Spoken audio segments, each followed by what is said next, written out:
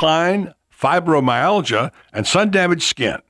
To learn more, call Renstar at 352-629-5800. Help us create a healthier tomorrow by volunteering today. Please call Renstar at 352-629-5800. Ocala's information station, 1370 WOCA. Ocala.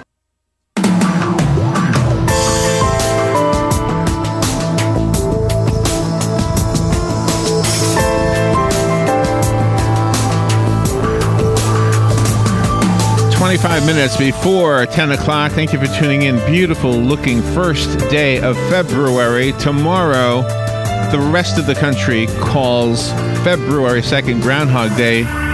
We are going to call it Six Gun Territory Day because we have this rich history in Ocala and Marion County, and for one reason or another, we have neglected to embrace that history until recently. And I'm so happy to see that we're embracing it. We're embracing it by remembering Bruce Mozart, who took all those photographs over at Silver Springs. You remember when he passed away? We were all remembering it. And suddenly we remembered this beautiful place. And in fact, Robin and I even walked the old trail that used to be the Jeep Safari Trail. Mm-hmm. And Six Gun Territory was like a sister attraction back in those days. And Robin, you even worked there. You worked in the office as an accountant or something. Yep. In accounting. Yep. And so you were. Robin. Hey, Robin could have been a kick. What do you call those girls? Can. You could have been a can girl. Yeah. A, you got showbiz in your heart. B, you had legs that wouldn't stop. Had. Yes. Sorry. I'm just saying. Thank you. She's still beautiful lady. Richard Stewart is in the studio, and Richard, you were one of the gunfighters? Yes. Back in those days? Well, wow. Good. Nice to meet you. It's an honor. It was, Johnny Ringo. Johnny Ringo. You were Johnny Ringo? Yeah, I was Johnny Ringo. See, I remember the name Johnny Ringo. He was a popular bad guy. You guys were famous. I mean, really famous, at least to us who went there as guests. So Robin was part of your whole world back in those days, and I wasn't. So when I went to the reunion back in September, I could tell right away that this was a group of people that it wasn't just a job for you, was it? Oh, gosh, no. In fact, my friends used to say to me, what's it like working in there? And I said, I don't know. I don't work. Is that right? It's more like play every day. How long did you work there? I was there for 1 year in 1970. I was 20 years old. And were you a gunslinger? Yeah, Is that what they call I was a gunslinger. I went there as a young dad. You know, I just had my first daughter. And I went to see if I could get some extra work as a carpenter. And as a carpenter? As a carpenter. Oh, wow. Okay. Well, my father was a contractor, so he taught me all kinds of things like that. So I went into their office, and they said, no, we don't need any carpenters. We're okay in that department, but we do need gunfighters. And I'm like... And did you know you knew what the park was about, right? I did, yes, but I had actually... we had moved from Miami, and I had never been to the park before. I gotcha. Okay. So I said, well, I don't know. What do you do as a gunfighter? How do you be a gunfighter? Yeah. Oh, you walk around with a gun and look like a cowboy, and we have gunfights. And I'm like, okay, I need the job. So so I got the job, and the first thing they did when I went in the next day was Charles Pennington was the marshal at the time. And he said, okay, here's what you're going to do. Your name is Johnny Ringo. And you see that building over there? Yeah. You're going to fall off the roof. And I'm like, I'm going to do what? Oh, no. He said, yeah, you're going to... How old were you? I was 20.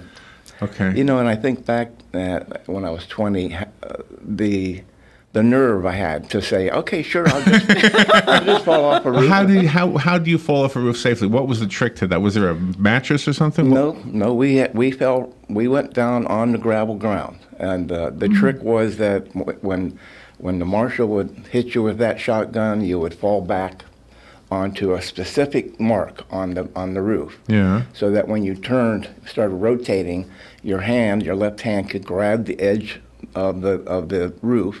Yeah. To help keep your head up and your feet will go down.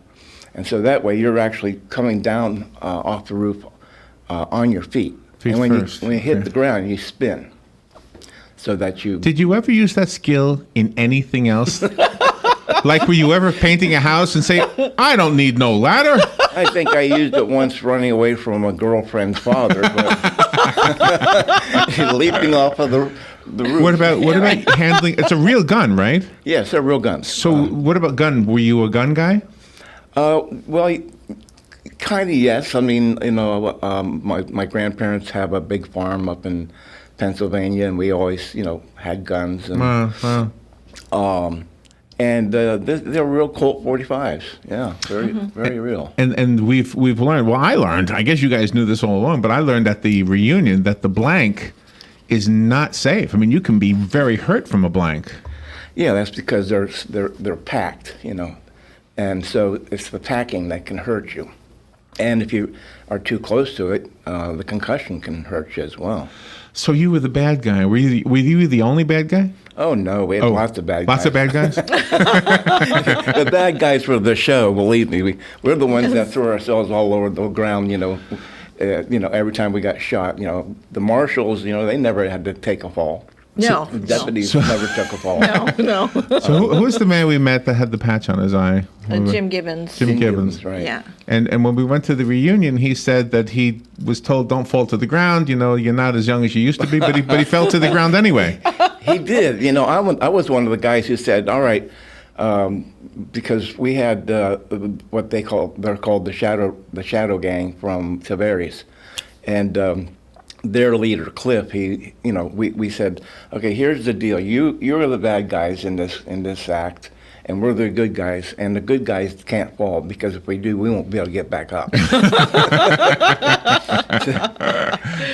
But Jim, he is just great. He got out there and he just went for the whole thing, and it was perfect. It was. I could really get the feeling that you guys, like I said, you were meeting each other again for the first time in how many years?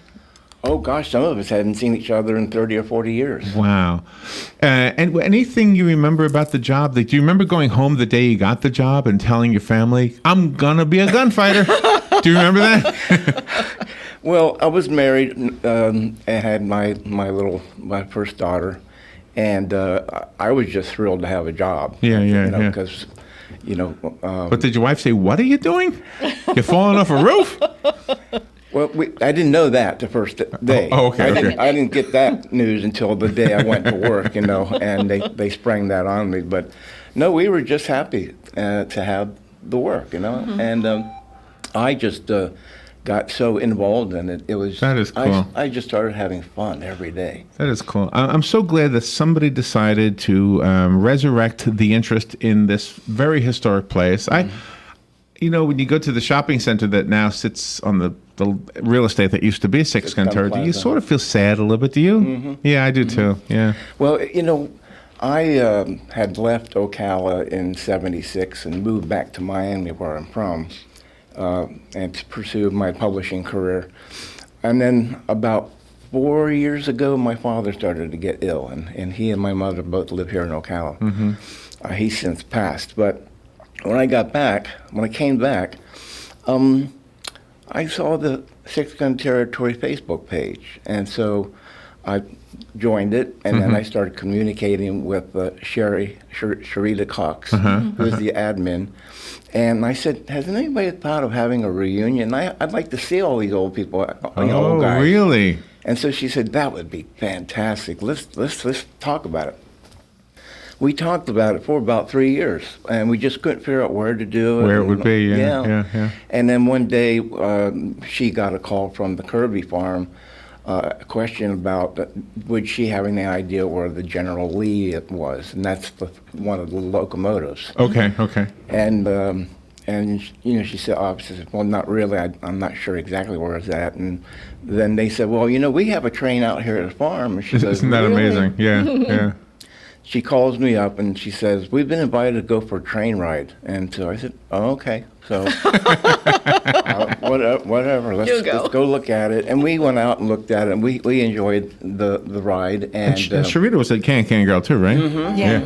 And, She was a cutie. We had some photos. We have a mutual friend who has since passed away who Yes. had some photos of her, and we shared them with her on Facebook. All right, let's take a little break. Richard Stewart is here. Tomorrow is going to be proclaimed Six Gun Territory Day by Mayor Kent Gwynn, who I understand also is an alumni from Six Gun Territory. Yes. But he was a ride operator or something, right? Something Yes. like that. Yeah. All right, sorry, Kent. It's just not as glamorous. glorious. Yes, glamorous. All right, we'll be right back. The weather is brought to you by myfwc.com. Safe boating is no accident. Variable cloudiness today with a shower in spots. There can be a thunderstorm along the coast, the high 75 to 79. Partly cloudy Monday night, low 56 and a few inland spots, 64 along the coast. For Tuesday, times of sun and clouds with a stray afternoon shower, high 77 to 81. For Wednesday, mostly cloudy with a couple of showers and a heavy thunderstorm before the day is through, the high 77 to 81. From the Florida Weather Center, I'm Joe Lundberg.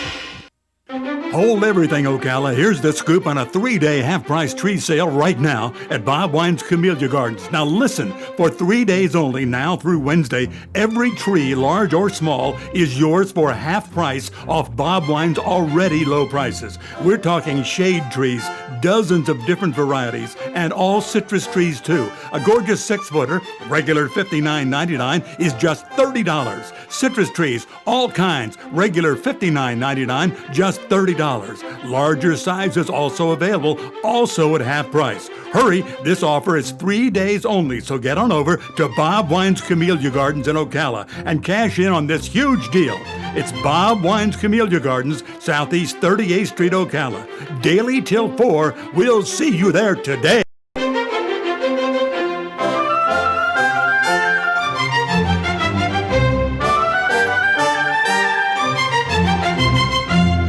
We're saving thousands with Robert Palmer. So rule number one is always shop around. Always shop around. If you're trying to get a mortgage, if you're trying to get the best credit card, if you're a student loan, you name it, rule number one is always shop around. Always shop around. That's rule number one, just one more vital part of fighting back to stop being a financial zombie. Yes, you can take the mystery out of the complicated world of finances. Take charge when it comes to your money. Listen in on The Source, 96.3 FM and 1370 AM, Saturdays at 12:05. Greetings, good citizens. Join me, King Arthur, at the 30th Annual Hogtown Medieval Fair, January 30 and 31st and February 5th through 7th at the Alachua County Fairgrounds. Join the colorful cast of characters on the streets of Hogtown, where you'll find medieval merriment for the whole family. Cheer on royal knights as they joust for their ladies' honor. Watch a living chess match or enjoy performances by gypsy dancers and magicians. Then wander through the marketplace where hundreds of artisans sell their medieval wares. Come one, come all to the Hogtown Medieval Fair. Keep up with what's going on in the downtown area with Ocala Downtown Newspaper. Delivering thousands of newspapers to businesses in the downtown area, Ocala Downtown is there to keep you informed. They even have Tom's Picks, a free referral for people who are looking for a company to do work for them. Tom's Picks will refer the company that fits your needs, and all we ask in return is that you tell them where you heard about it. It's simple. For more info, just call Tom's Picks, 352-804-1223, and pick up your copy of the Downtown Ocala newspaper today. Now read Ocala Downtown Newspaper online.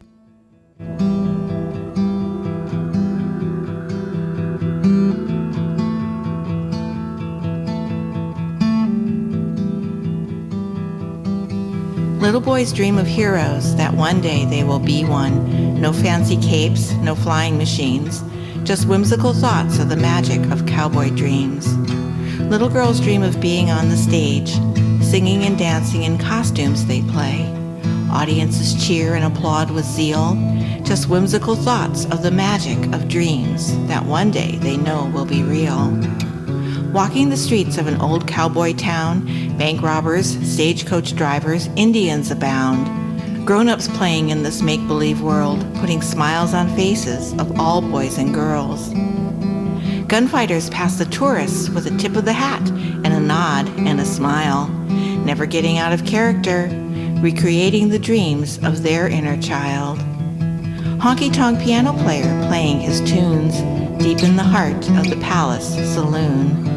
In gaslight and on velvet, the upper echelon dine, while being entertained by the dances of can-can girls and plume-hatted singers whose voices shine. An old steam engine is roaring its way on the track, adult passengers looking out, going back to their past, to a world where their childhood dreams come alive, sharing the dreams of their own child, reflected in their child's dream-filled eyes. Such is the magic of cowboy dreams, where everything is real, never what it seems. Deep in the heart of Six Gun is where dreams are dreamed.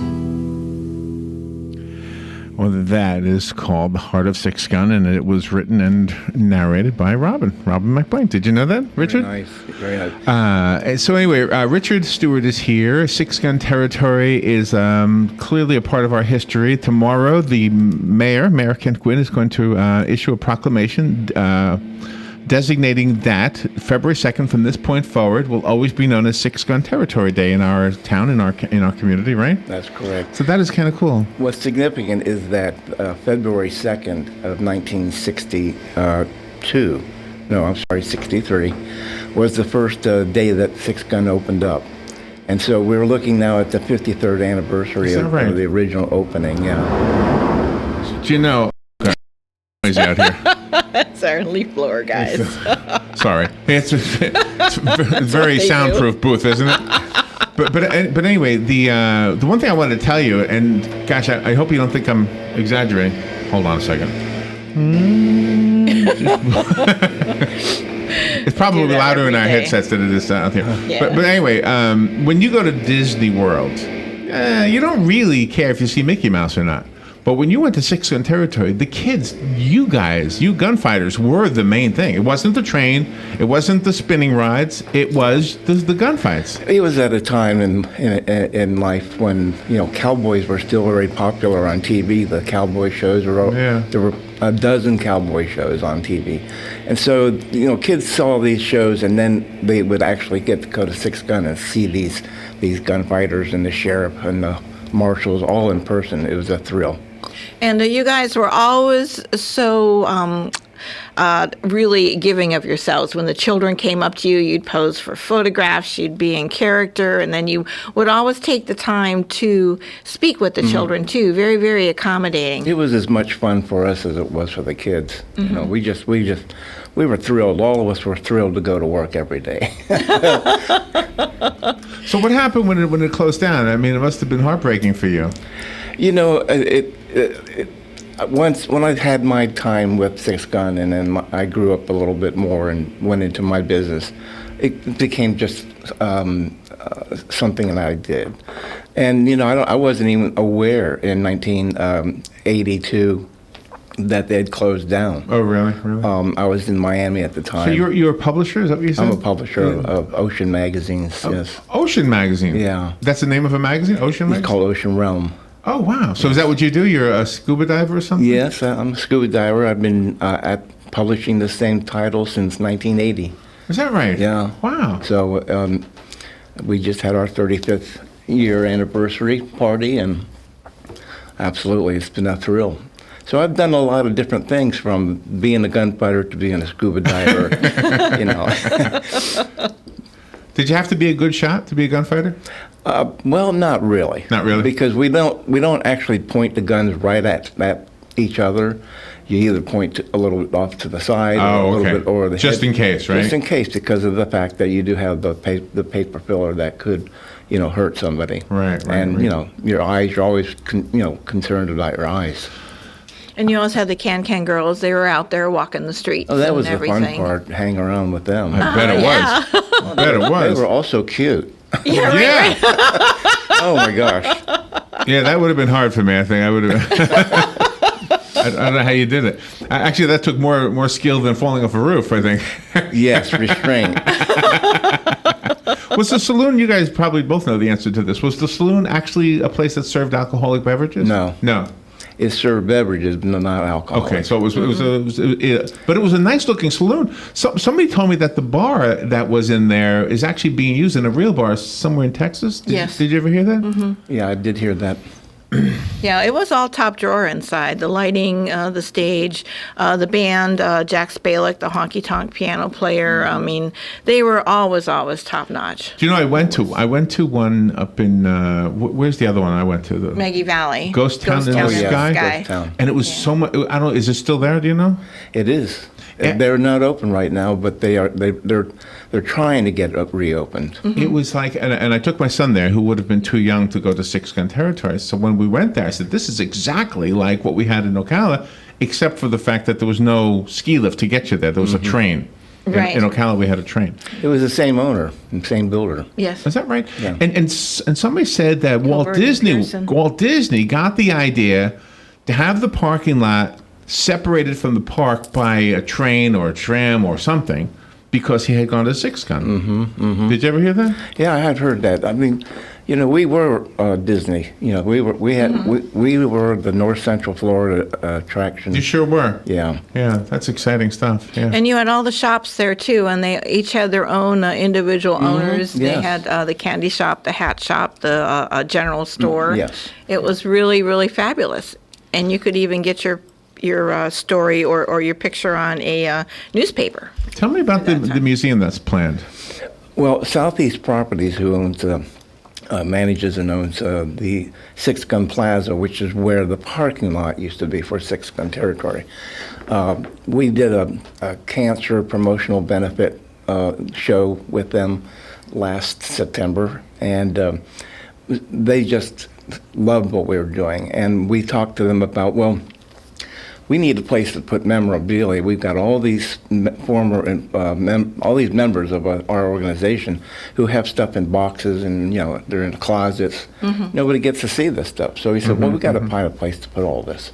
And so they recently came back to us and said, we'd love for you to set that up here at the plaza. So we're hoping to have everything pulled together by March. We're working, every week to try and get the cabinets in and get the pictures on. I'd be there easily. Yeah. So the parking lot for Six Gun is the plaza.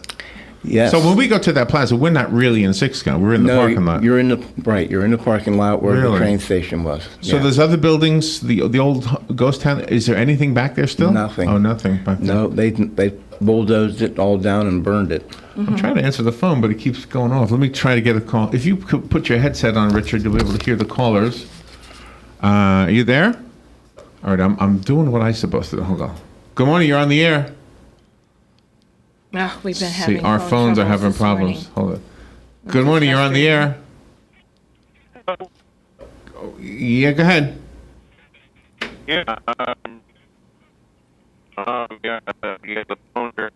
Oh boy, the phones are horrible. I'm sorry. Just the phones are messing up. Okay, well, this is exciting. So Kent Gwynn, what did he do again? He ran the ride, you said? Yeah, I think he was one of the concession operators. One of the amusement operators. So he was a kid, basically. He was in high school. Oh, okay. Yeah. Yeah. Wow. It was so funny to hear that. When I first approached him about let's put this proclamation together, he says, "Yeah, I used to work there." Do you know there was an album, because I was in radio and I remember an old 12-inch LP record, and it was the piano player, I think. Jack Spalek. Yeah, I think there was a whole album put out by you Sheila, guys. his wife. There was. I have never seen it, but I do know that they had an album. See, now that you're putting a museum together, I wonder if we can find it. We'll be looking for it.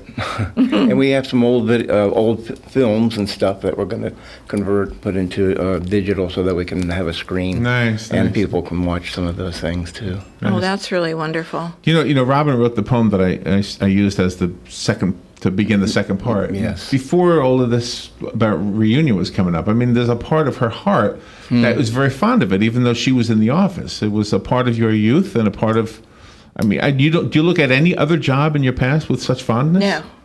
No, not at all. Because it's very, very special. Absolutely. There was nothing like it. I mean, I've had a great career ever since, but when I look back and think about falling off the roof those days, there's nothing like it. Did you ever fall and say, "Oh, that wasn't good"? No, I was really lucky for that entire year. I never hurt myself. And then later on, the guys they did put a wagon out there with a mattress covered under something. Okay. Yeah, so it got easier for everybody. But the event's going to be tomorrow night on the square. Actually, it's going to be at 5 o'clock as a meet and greet for people to come and see the Cowboys. Oh, okay. Event fighters and the Can-Can girls. And then 5:30 I'm sorry, 6:30. We'll have our proclamation event. It's all outdoors? Oh, okay. Yes, at the gazebo at the downtown square. Oh, so 5 o'clock we can start coming over there Yes. then to meet everybody. Yes. Oh, wonderful. Yeah, we're hoping that people bring their kids out. Richard, Stewart, thank you so much for taking some time out of your day to be with us today. Thank you for your contribution to the history of Ocala. That's awesome. You're welcome. Thank you. By the way, all you gunfighters were good-looking guys. I'm not gay, but you were.